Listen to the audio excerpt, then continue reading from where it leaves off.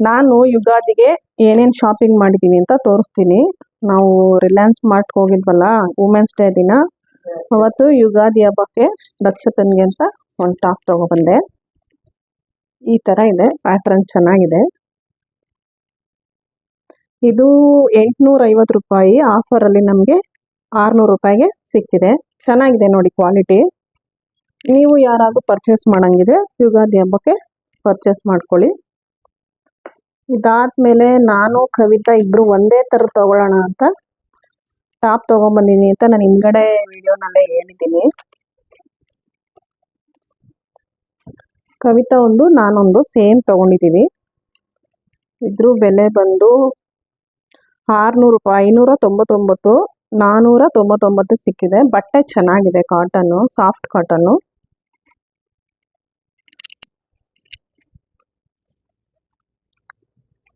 ಇದು ಸೇಮ್ ಅಷ್ಟೇ, ನಂದೊಂದು ಕವಿತಾದೊಂದು.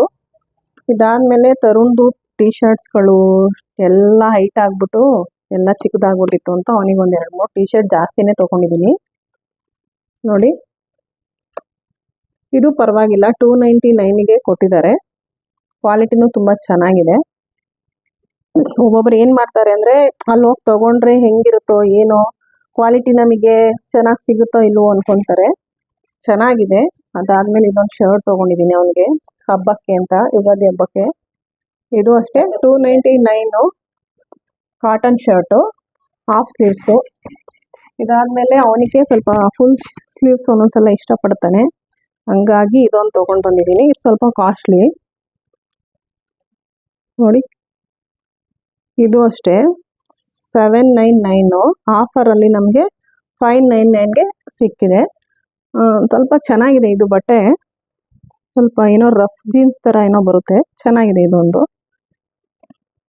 ಇದಾದ್ಮೇಲೆ ದಕ್ಷತನ್ಗೆ ನಿಮಗೆಲ್ಲ ಹಿಂದಿನ ವಿಡಿಯೋದಲ್ಲಿ ತೋರಿಸಿರಂಗೆ ನಾನು ಮೈಸೂರು ಸಿಲ್ಕ್ ಪ್ಯೂರ್ ತೊಗೊಂಡಿದ್ದೀನಿ. ನಾನು ಇದರಲ್ಲಿ ಇನ್ನೊಂದು ಹೇಳೋದೇನು ಅಂದರೆ, ಪ್ರತಿ ಹೆಣ್ಮಗಳು ಮನೆಯಲ್ಲಿ ಮನಸ್ಸು ಮಾಡಿದ್ರೆ 500 ರೂಪಾಯಿ ಕೂತ್ಕೊಂಡ್ ಕಡೆ ದುಡಿಬೋದು. ಯಾವ ಥರ ಅಂತ ಅಂದರೆ, ಒಂದು ಬೆಳಗಿನ ಜಾವ 5 ಗಂಟೆ ಹಂಗೆ ಎದ್ದರೆ ಒಂದು 3 ಸ್ಯಾರಿಗೆ ಫಾಲ್ ಹಾಕ್ಕೊಂಡು ಒಂದು ಸ್ಯಾರಿಗೆ ಕುಚ್ಚು ಕಟ್ಟಿದ್ರೆ, ನನ್ನ ಕಡೆಯಿಂದ ಇದೊಂದು ಟಿಪ್ಸ್ ಅಂತ ತಿಳ್ಕೊಳ್ಳಿ. ನಿಜವಾಗ್ಲೂ ಒಂದು 500 ರೂಪಾಯಿ ಆರಾಮಾಗಿ ದುಡಿತೀನಿ ಅಂತ ಮನಸ್ಸು ಮಾಡಿದ್ರೆ ಒಂದು ಹೆಣ್ಮಗಳು ದುಡಿಬೋದು. ಹೊರಗಡೆ ಹೋಗಲೇಬೇಕು ಅಂತೇನಿಲ್ಲ. ನಾನು ಮೊದಲೆಲ್ಲ ನನ್ನ ಬಟ್ಟೆಗೆ ಇವಾಗಲೂ ನನ್ನದಕ್ಕೆ ನಾನೇ ಹಾಕ್ಕೊಳ್ಳೋದು. ನನ್ನ ಮಗಳದಕ್ಕೆ ಹಾಕ್ತೀನಿ, ನಮ್ಮ ಅತ್ತೆದು ಯಾವ್ದಾರು ಇದ್ದರೆ ಫಾಲು ಜಿಗ್ಜಾಗ್ ಮಾಡ್ತೀನಿ. ಆದರೆ ನನಗೆ ತುಂಬ ಬೇರೆಯವ್ರಿಗೆ ಮಾಡಿಕೊಡೋಷ್ಟು ಆಗಲ್ಲ, ಹಂಗಾಗಿ ಮಾಡಲ್ಲ. ಇದು ಸ್ಯಾರಿ ಮಾತ್ರ ಕಲರ್ ಎಲ್ಲ ತುಂಬ ಚೆನ್ನಾಗಿ ಸಿಕ್ತು ನಮಗೆ, ಪ್ಯೂರ್ ಮೈಸೂರು ಸಿಲ್ಕು. ಇದರಲ್ಲಿ ಇನ್ನೊಂದು ಹೇಳಬೇಕು ಏನಂದರೆ, ನಿಮಗೆ ಸೆಮಿ ಮೈಸೂರು ಸಿಲ್ಕ್ಗೂ ಪ್ಯೂರ್ ಮೈಸೂರು ಸಿಲ್ಕ್ಗೂ ಏನು ಡಿಫ್ರೆನ್ಸ್ ಇರುತ್ತೆ ಅಂದರೆ ನೋಡಿ, ಇಲ್ಲಿ ಇದೊಂದು ನಮಗೆ ಮಾರ್ಕ್ ಇರುತ್ತೆ ನೋಡಿ, ಇಲ್ಲಿ KSIC ಅಂಥೇಳಿ ಅವ್ರದ್ದೊಂದು ಸೀಲ್ ಹಾಕಿ ನಂಬರ್ನ ಹಾಕಿರ್ತಾರೆ, ಕಾಣಿಸ್ತಿದ್ಯಾ? ಇದಿದ್ರೆ ಪ್ಯೂರ್ ಅಂತ. ಜೊತೆಗೆ ಯಾವುದೇ ಪ್ಯೂರ್ ಮೈಸೂರು ಸಿಲ್ಕಲ್ಲಿ ನೀವು ಈ ಪೋರ್ಷನ್ ಎರಡೂ ಕಡೆ ಇರುತ್ತೆ. ಈ ಏನಿದೆ ಇದು ನಿಮಗೆ ಕಾಣಿಸ್ತಿದ್ಯಾ? ಈ ಥ್ರೆಡ್ ಥರ ಇದು ಕಟ್ ಮಾಡಬಾರ್ದು. ಪ್ಯೂರ್ ಮೈಸೂರು ಸಿಲ್ಕಲ್ಲಿ ಇದನ್ನು ಕಟ್ ಮಾಡಿ ತೆಗಿಬಾರ್ದು. ಯಾಕೆಂದರೆ ನಿಮಗೆ ಸೆಮಿನಲ್ಲಿ ಹೋಗಿ ನೋಡಿ, ಅದರಲ್ಲಿ ಕಟ್ ಮಾಡಿ ತೆಗೆದುಬಿಡ್ಬೋದು, ಬಟ್ ಅದಷ್ಟು ಪ್ಯೂರ್ ಇರಲ್ಲ. ಇದು ಯಾವುದೇ ಕಾರಣಕ್ಕೂ ಪ್ಯೂರಲ್ಲಿ ತೆಗಿಬಾರ್ದು. ಇದು ನನ್ನ ಕಡೆಯಿಂದ ಒಂದು ಟಿಪ್ಸ್ ಅಂತ ಅಂದ್ಕೊಳ್ಳಿ. ಇದು ನನಗೆ ಗೊತ್ತಿರೋದು ಮೈಸೂರು ಸಿಲ್ಕಲ್ಲಿ. ರಿಟರ್ನ್ ವ್ಯಾಲ್ಯೂ ಇದೆ ಅಂತ ಹೇಳ್ತಾರೆ, ಸಾಮಾನ್ಯ ಯಾರೂ ರಿಟರ್ನ್ ಕೊಡೋಕ್ಕೆ ಹೋಗಲ್ಲ.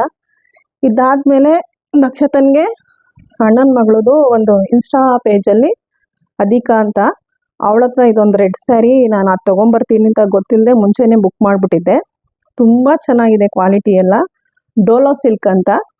ಇದಕ್ಕೆ ನಾನು ಬ್ಲೌಸು ಅದಕ್ಕೆ ಇದಕ್ಕೆ ಎರಡಕ್ಕೂ ಆಗುತ್ತೆ ಅಂತ ಸ್ಟಿಚ್ ಮಾಡಿಸ್ತೀನಿ. ಇದನ್ನು ಮಧುಬಾಲ ಡಿಸೈನ್ ಅಂತ ಹೇಳ್ತಾರಂತೆ. ಇದು ಈ ಥರ ಪ್ಯಾಟ್ರನ್ನು ಬ್ಲೌಸಿಗೆ.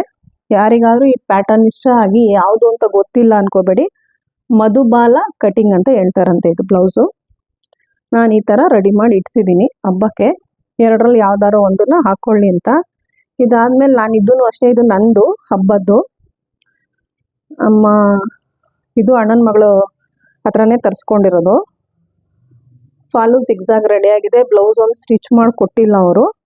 ಇದು ಕಾಟನ್ ಸ್ಯಾರಿ, ಗದಗ್ ಸೈಡೆಲ್ಲ ಇದು ಸ್ವಲ್ಪ ಟ್ರೆಂಡ್ ಇದೆ ಇದು ಸ್ಯಾರಿ.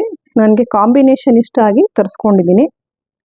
ಹಬ್ಬದ ದಿನ ಬ್ಲೌಸ್ ಸಿಕ್ಕಿಲ್ಲ ಅಂದರೆ ಹಾಕ್ಕೊಳ್ಳಲ್ಲ, ಬೇರೆ ಯಾವ್ದಾದ್ರು ಹಾಕ್ಕೊಳ್ಳೋಣ ಅಂತ. ಇದಿಷ್ಟು ಹಬ್ಬಕ್ಕೆ ಶಾಪಿಂಗು. ಇದಾದಮೇಲೆ ನಾನು ಡೋರ್ಗೆ ಒಂದು ಮ್ಯಾಟ್ ಬೇಕಿತ್ತು, ಅದನ್ನು ಫ್ಲಿಪ್ಕಾರ್ಟಲ್ಲಿ ನಾನು ಆರ್ಡ್ರ್ ಮಾಡ್ಕೊಂಡಿದ್ದೆ. ನಾನೇನು ಹೆಂಗೆ ಬಂದಿದೆ ಗೊತ್ತಿಲ್ಲ. ಮೀಶೋನಲ್ಲಿ ಒಂದು ಮಾಡಿದೆ, ಅದು ಸ್ವಲ್ಪ ಚಿಕ್ಕದು ಕಳಿಸ್ಬಿಟ್ಟಿದ್ರು. ಏನೋ ಪ್ರಾಬ್ಲಮ್ ಆಗಿತ್ತು, ಅದು ರಿಟರ್ನ್ ಹಾಕಿದ್ದೀನಿ. ಹಬ್ಬಗಳು ಅಂದಾಗ ಎಷ್ಟು ಮ್ಯಾಟ್ ಇದ್ರೂ ಸಾಲಲ್ಲ. ಇದು ನೋಡೋಕೆ ಇಷ್ಟ ಆಯಿತು, ಹಂಗಾಗಿ ತರಿಸಿದ್ದೀನಿ.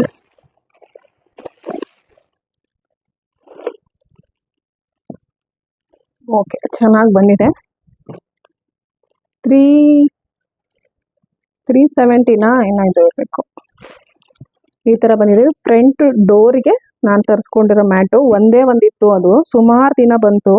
ಮಿಕ್ಕಿದೆಲ್ಲ ಚಿಕ್ಕ ಚಿಕ್ಕದಿದೆ, ಡೋರಿಗೆ ಅಷ್ಟು ಚಿಕ್ಕದು ಚೆನ್ನಾಗಿ ಕಾಣಲ್ಲ ಅಂಥೇಳಿ ನಾನು ದೊಡ್ಡದೊಂದು ಯಾವಾಗಲೂ ಅದನ್ನೇ ವಾಶ್ ಮಾಡಿ ಹಾಕ್ಬೇಕಲ್ಲ ಅಂಥೇಳಿ ಇದೊಂದು ಮ್ಯಾಟ್ನ ಬುಕ್ ಮಾಡಿ ತರಿಸ್ಕೊಂಡಿದ್ದೀನಿ.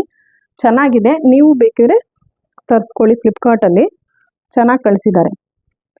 ಇದಾದಮೇಲೆ ನಿಮಗೆಲ್ಲ ಗೊತ್ತಿರೋಂಗೆ ದಕ್ಷತಾ ಅವಾಗವಾಗ ಅವ್ರಿಗಿಷ್ಟ ಆದಾಗ ಕೇಕ್ ಮಾಡ್ತಾ ಇರ್ತಾಳೆ. ಇದು ಅಷ್ಟೇ ಫ್ಲಿಪ್ಕಾರ್ಟಲ್ಲೇ ತರಿಸಿರೋದು. ನಮ್ಮ ಹತ್ರ ರೌಂಡ್ ಶೇಪ್ ಇತ್ತು, ಮತ್ತು ನಮ್ಮ ಫ್ರೆಂಡ್ ಒಬ್ಬರು ಗಿಫ್ಟ್ ಮಾಡಿದರು ಓವಲ್ ಶೇಪು. ಸ್ಕ್ವೈರ್ ಬೇಕಿತ್ತು, ಹಂಗಾಗಿ ಒಂದನ್ನು ಆಫರ್ ನಡೀತಾ ಇತ್ತು ಅಂಥೇಳಿ ಬುಕ್ ಮಾಡಿದೆ ಅವಳಿಗೆ ಕೇಕ್ ಮಾಡ್ಕೊಳ್ಳೋಕ್ಕೆ.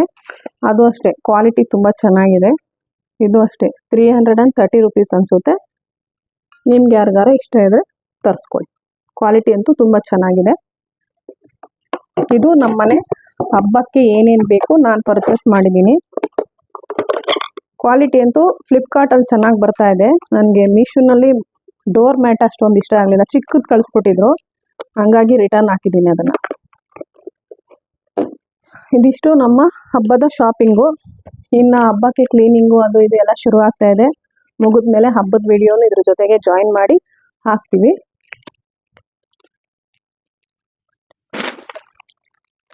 ನಾನು ಸುಮಾರು ಸಂಜೆ 6 ಗಂಟೆಗೆ ಮೇಲ್ಗಡೆ ಸ್ಟೆಪ್ಸಿಂದನೂ ಕ್ಲೀನ್ ಮಾಡೋಕ್ಕೆ ಶುರು ಮಾಡಿಕೊಂಡೆ. ಕೆಳಗಡೆ ಹೋಗೋಷ್ಟರಲ್ಲಿ ಸುಮಾರು ಒಂದು 6:30-7 ಗಂಟೆ ಆಯಿತು. ಅದನ್ನೆಲ್ಲ ಕ್ಲೀನ್ ಮಾಡೋಷ್ಟರಲ್ಲಿ ನಮ್ಮ ಮನೆಯವರು ಹೊರಗಡೆ ಹೋಗಿ ಮಾವಿನ ಸೊಪ್ಪು ಬೇವಿನ ಸೊಪ್ಪು ತೊಗೊಂಬಂದಿದ್ರು. ಅದನ್ನು ಇದೇ ಫಸ್ಟ್ ಟೈಮ್ ಅವರು ಮತ್ತು ತರುಣ್ ಇಬ್ಬರು ಸೇರಿಕೊಂಡು ತುಂಬ ಕೆಲಸ ಇದೆ ಅವ್ರಿಗೂ ಅಂಥೇಳಿ ಎಲ್ಲ ಮಾವಿನ ಸೊಪ್ಪನ್ನ ಎಲ್ಲ ತೋರಣ ಕಟ್ಕೊಂಡು ಬಾಗಿಲಿಗೆಲ್ಲ ಕಟ್ತಾಯಿದ್ರು. ಬೆಳಗ್ಗೆಗೆ ಟೈಮ್ ಆಗಲ್ಲ ಅಂಥೇಳಿ ಸರಿ ಮಾಡ್ತಿದ್ದಾರಲ್ಲ ಅಂತ ನನಗೂ ಖುಷಿ ಆಯಿತು. ನಾನೇನು ಈಗ ಮಾಡಬೇಡಿ ಆಗ ಮಾಡಬೇಡಿ ಅಂತ ಹೇಳಲಿಲ್ಲ. ಇದೆಲ್ಲ ಆದಮೇಲೆ ಮೇಲೆ ಊಟಕ್ಕೆ ಹಾಕ್ಕೊಟ್ಟು ಎಲ್ಲ ಅಡುಗೆ ಮನೆ ಕ್ಲೀನ್ ಮಾಡಿ ಮುಗಿಸಿ ಕೆಳಗಡೆ ರಂಗೋಲಿ ಹಾಕೋಣ ಅಂತ ಬಂದ್ವಿ ನಾನು ಮತ್ತು ದಕ್ಷತಾ. ಪ್ರತಿ ಹಬ್ಬದಲ್ಲೂ ನಾನು ರಂಗೋಲಿ ಹಾಕಿದ್ರೆ ಅವಳು ಕಲರ್ನ ಮಾಡ್ತಾಳೆ.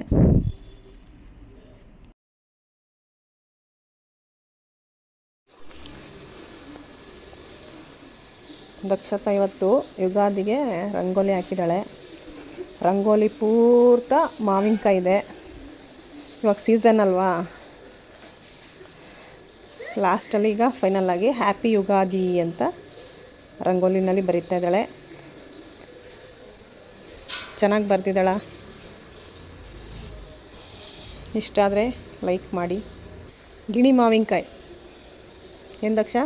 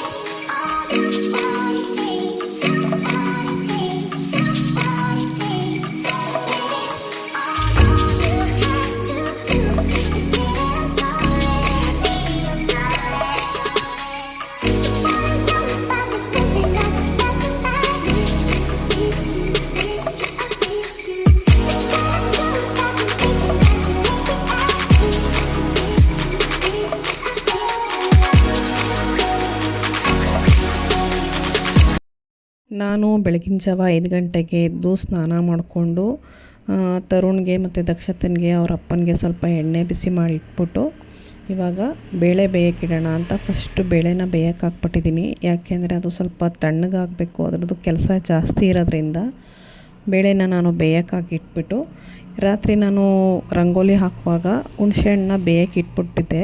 ನಾನು ರಂಗೋಲಿ ಹಾಕಿ ಬರೋಷ್ಟರಲ್ಲಿ ಚೆನ್ನಾಗಿ ಹುಣಸೆಹಣ್ಣು ಬೆಂದಿತ್ತು. ಇವಾಗ ಆಫ್ ಮಾಡಿದ್ದರಿಂದ ನೈಟೆಲ್ಲ ತಣ್ಣಗಾಗಿತ್ತು. ಅದಕ್ಕೆ ಸ್ವಲ್ಪ ಪುಳಿಯೋಗರೆಗೆ ರೆಡಿ ಮಾಡಿಬಿಡೋಣ ಅಂತ ರೆಡಿ ಮಾಡ್ತಾಯಿದ್ದೀನಿ. ನಾನು ಈ ಯುಗಾದಿ ಹಬ್ಬ ಮತ್ತು ಏನು ವರಮಹಾಲಕ್ಷ್ಮಿ ಹಬ್ಬ ಇರುತ್ತೆ ಆವಾಗ ನಾವು ತಿಂಡಿ ಒಂದು ಸಲ ಅಡುಗೆ ಒಂದು ಸಲ ಮಾಡ್ತಾ ಕೂತ್ಕೊಳ್ಳಲ್ಲ. ಒಂದೇ ಸಲ ಏನೇನು ಐಟಮ್ಸ್ ಮಾಡಬೇಕು ಅದನ್ನು ಅಷ್ಟೂ ರೆಡಿ ಮಾಡಿಬಿಟ್ರೆ ದೇವ್ರಿಗೆ ನೈವೇದ್ಯ ಇಟ್ಟು ನಾವು ತಿಂಡಿ ತಿನ್ಬೋದು ಆರಾಮಾಗಿ ಅಂತ ನನಗೆ ಯಾವಾಗಲೂ ಹಂಗೆ ಅನಿಸುತ್ತೆ. ನಾನು ಹಾಗೆ ಮಾಡೋದು. ನಾನು ಫಸ್ಟು ಪೂಜೆಗೆ ಹೋಗಲಿಲ್ಲ. ಒಬ್ಬಟ್ಟಿಗೆ ರೆಡಿ ಮಾಡಿಟ್ಟು ಹೂರಣ ಎಲ್ಲ ಕಲಸಿ ಇಟ್ಟು ಯಾವುದು ನಮ್ಮ ಏನು ಹೇಳ್ತಾರೆ ಮೈದಾ ಮತ್ತು ಸ್ವಲ್ಪ ಚಿರೋಟಿ ರವೆ ಹಾಕಿ ಅದನ್ನು ಕಲಸಿ ಇಟ್ಬಿಟ್ಟು ಅದಾದಮೇಲೆ ನಾನು ಪುಳಿಯೋಗರೆಗೂ ರೆಡಿ ಮಾಡಿಟ್ಟಿದ್ದೆ. ಸಾಂಬಾರಿಗೆ ರೆಡಿ ಮಾಡೋಣ ಅಂಥೇಳಿ ಸಾಂಬಾರಿಗೂ ನಾನು ರೆಡಿ ಮಾಡಿಟ್ಟಿದ್ದೀನಿ. ಬೆಳಗ್ಗೆನೇ ಅಕ್ಕಿನೂ ತೊಳೆದು ಇಟ್ಬಿಟ್ಟಿದ್ದೀನಿ ಪುಳಿಯೋಗರೆಗೆ ಮತ್ತು ಸಾಂಬಾರಲ್ಲಿ ರೈಸ್ ಊಟ ಮಾಡೋರಿಗೆಲ್ಲ ಯೂಸ್ ಆಗಲಿ ಅಂಥೇಳಿ. ನಾನಿವತ್ತು ಸಾಂಬಾರು ಕುದಿಯುವಾಗ ನಾನು ಹೋಗಿ ದೇವ್ರ ಪಾತ್ರೆಗೆಲ್ಲ ತೊಳೆದು ರೆಡಿ ಮಾಡ್ಕೊತಾ ಇದ್ದೀನಿ. ಜೊತೆಗೆ ಅವರಪ್ಪ ತರುಣ್ಗೆ ಎಣ್ಣೆ ಕಾಯಿಸಿಟ್ಟಿದ್ದನ್ನು ಅವರು ಸ್ವಲ್ಪ ಏನೋ ತಮಾಷೆ ಮಾಡಿಕೊಂಡು ಹಚ್ತಾಯಿದ್ರು. ಅದಾದಮೇಲೆ ದಕ್ಷತನು ಸ್ನಾನಕ್ಕೆ ಹೋಗಿದ್ಲು. ಅವ್ರು ಬರೋಷ್ಟರಲ್ಲಿ ನಾನು ಸಾಂಬಾರನ್ನ ಸಿಮ್ಮಲ್ಲಿ ಇಟ್ಬಿಟ್ಟು ನಾನಿವಾಗ ದೇವ್ರ ಮನೆ ಎಲ್ಲ ಕ್ಲೀನ್ ಮಾಡಿಕೊಂಡು ದೇವ್ರ ಪಾತ್ರೆ ಎಲ್ಲ ಕ್ಲೀನ್ ಮಾಡಿಕೊಂಡು ಪೂಜೆಗೂ ರೆಡಿ ಮಾಡ್ಕೋಬೇಕು. ಸ್ವಲ್ಪ ಒಡೆಗೆ ರೆಡಿ ಮಾಡಿ ಇಟ್ಬಿಡೋಣ ಅಂಥೇಳಿ ಅಲ್ಲಿ ಸ್ವಲ್ಪ ಕೆಲಸ ಮಾಡಿದ್ದು. ಆದರೆ ಯಾವುದೇ ಕಾರಣಕ್ಕೂ ಫುಲ್ಲು ಅಡುಗೆ ಮನೇಲಿ ಸ್ವಲ್ಪ ಏನಾರು ವಿಶೇಷವಾಗಿ ಅಡುಗೆ ಮಾಡುವಾಗ ನಾವು ಸ್ವಲ್ಪ ನಿಗಾ ತಪ್ಪಿದ್ರು ಸಿದೋಗೋ ಚಾನ್ಸಸ್ಗಳಿರುತ್ತೆ. ಹಂಗಾಗಿ ನಾನು ಸ್ವಲ್ಪ ಗಮನ ಇಟ್ಟು ಅಡುಗೆ ಕೆಲಸ ಮುಕ್ಕಾಲು ಭಾಗ ಮುಗಿಸಿನೇ ದೇವ್ರ ಮನೆಗೆ ಹೋಗಿದ್ದು. ಆವಾಗ ಅಲ್ಲೂ ನೆಮ್ಮದಿ ಇಲ್ಲಾಂದರೆ ಇಲ್ಲಿ ಅರ್ಧ ಟೆನ್ಷನ್ನು ಅಲ್ಲರ್ಧ ಟೆನ್ಷನ್ ಇದ್ದರೆ ಅಡುಗೆ ಸೀದೋಗುತ್ತೆ, ಇರಲ್ಲ. ಆರೋಗ್ಯವಾಗಿರಿ, ಚೆನ್ನಾಗಿ ಓದು ತರುಣ. ಹೊಸ ವರ್ಷ ಯುಗಾದಿ. ನಾನು ಪುಳಿಯೋಗರೆ ಮಾಡಿದ್ದೆ, ಅದು ತರುಣ್ಗಿಷ್ಟ. ಮತ್ತು ಮಾವಿನಕಾಯಿ ಚಿತ್ರಾನ್ನ ದಕ್ಷತನಿಗಿಷ್ಟ. ಜೊತೆಗೆ ಯುಗಾದಿ ಹಬ್ಬ ಇರೋದ್ರಿಂದ ಮಾವಿನಕಾಯಿ ಚಿತ್ರಾನ್ನ ಮಾಡಿಲ್ಲ ಅಂದರೆ ಚೆನ್ನಾಗಿರಲ್ಲ ಅಂಥೇಳಿ ನಾನು ಅದನ್ನು ರೆಡಿ ಮಾಡ್ಕೊತಾ ಇದ್ದೀನಿ.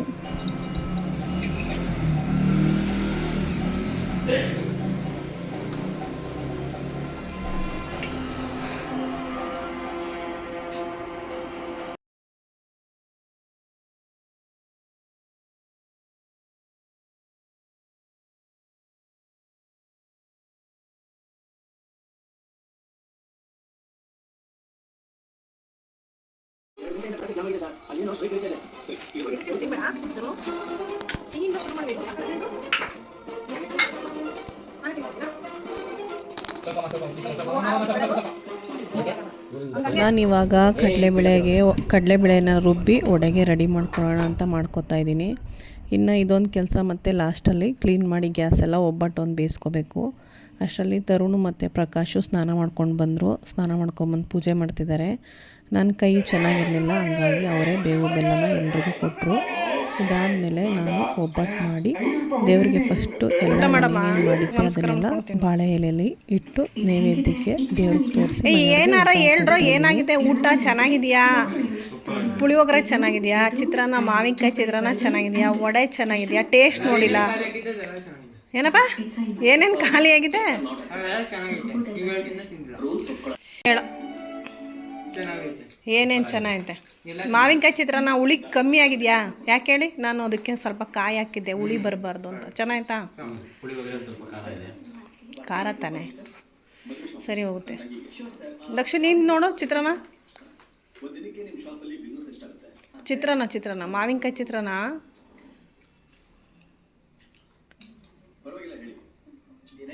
ಚೆನ್ನಾಯ್ತಾ? ಅದು ತಿನ್ನು. ಏನು ಮಾವಿನಕಾಯಿ ತಾನೆ, ಯಾಕೆ ಕೆತ್ತಿರೋದು?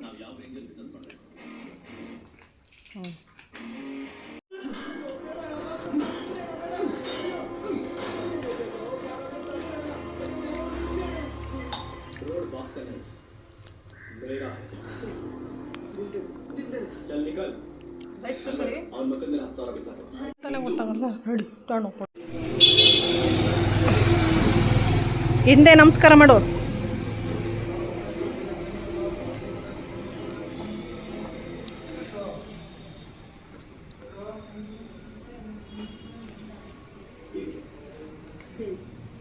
ಬಿಡೋ ಕೊಂಬು ಬೇಡ ತರುಣು ಬಾರೋ ಬೇಡ. ಕವಿತಾ ಕವಿತಾ ಕವಿತಾ ಹಾಂ ಹಾಂ ಯಾವ ಶೇಪಲ್ಲಿ ಮಲ್ಕೊಂಡವಳೆ. ನೀವು ಊಟ ಮಾಡ್ದೇನಪ್ಪ? ಯಾಕಪ್ಪ ಮದರು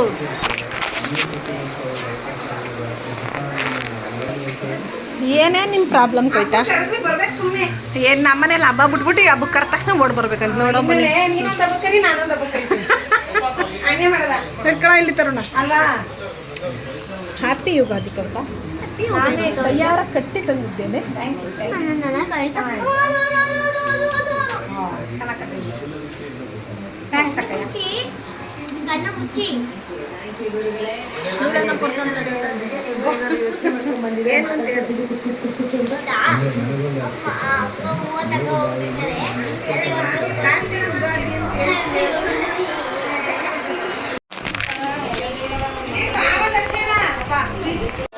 ಬೆಳಗ್ಗೆ ಎಲ್ಲ ನಮ್ಮ ಮನೇಲಿ ತಿಂಡಿ ಎಲ್ಲ ಮುಗಿಸಿ ನಮ್ಮ ಕವಿತಾ ಹಬ್ಬಕ್ಕೆ ಕರೆದಿದ್ಲು ನಮ್ಮ ಮನೆಯವ್ರನ್ನೆಲ್ಲರನ್ನೂ. ಪ್ರಕಾಶು ಊಟ ಮಾಡಿರೋದೆ ಇನ್ನೂ ಅರಗಿಲ್ಲ ಅಂತ ಅವರು ಬರಲಿಲ್ಲ, ಮತ್ತು ದಕ್ಷತನೂ ಬರಲಿಲ್ಲ. ನಾನು ತರುಣ್ ಇಬ್ಬರು ಕವಿತಾ ಬೇಜಾರು ಮಾಡ್ಕೊತೀನಿ ಅಂತ ಹೋಗಿ ಮಾತಾಡಿಸ್ಕೊಂಡು ಮಧ್ಯಾಹ್ನ ಊಟ ಮುಗಿಸ್ಕೊಂಡು ಇವಾಗ ಮನೆಗೆ ಬಂದ್ವಿ.